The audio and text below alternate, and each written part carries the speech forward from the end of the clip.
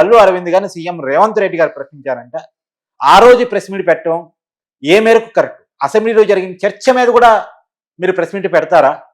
పెట్టి ఇస్తారీతన అబద్ధాలు చెప్తారా? ఇది కరెక్టేనా? మీరు పద్ధతేనా?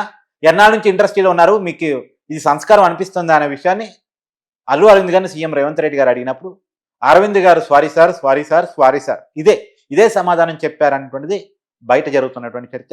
ఈయన ఆ సమావేశానికి పోయిన వచ్చిన వాళ్ళు ఆఫ్ ది రికార్డ్ చెప్తున్నటువంటి మాటలు. ఓకే.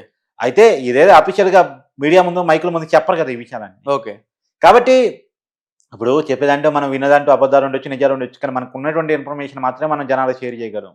అయితే ఒకటి మాత్రం అవసరం, సీఎం రేవంత్ రెడ్డి గారు చాలా సీరియస్ గా ఉన్నారన్నది మాత్రం అంతవరకు కన్ఫర్మ్.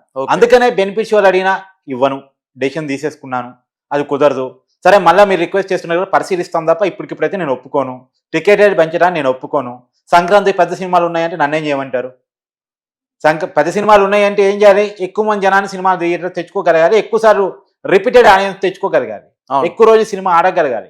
అందుకని టికెట్ రేట్లు పెంచి జనం నెత్తు నుంచి డబ్బులు లాక్కుంటా ఉంటే దాన్ని ప్రభుత్వం సపోర్ట్ ఎందుకు చేస్తే? ఒకవేళ మంచి కంటెంట్ సినిమాలు పట్టుకుని రండి, తెలంగాణ సంస్కృతి సాంప్రదాయాలకు సంబంధించినటువంటి సినిమాలు తీయండి, దేశానికి సంబంధించిన సినిమాలు తీయండి, అప్పుడు నేను ఖచ్చితంగా మీకు ఏ రకమైన పర్మిషన్స్ ఇవ్వాలో అన్ని రకాల పర్మిషన్స్ ఇస్తానని చాలా క్లియర్గా చెప్పాడంట. అది మాత్రమే కాదు, మీ తీసే సినిమాలో డ్రగ్స్కు సంబంధించి ఖచ్చితంగా ఒక వీడియో ఉండేలా చూసుకోండి, డ్రగ్స్ని అపోజ్ చేస్తూ డ్రగ్స్ వాడొద్దని చెప్తూ ఖచ్చితంగా ఒక వీడియో ఉండాల్సిందే అని చెప్పేసి కూడా ఆయన క్లియర్గా చెప్పాడండి.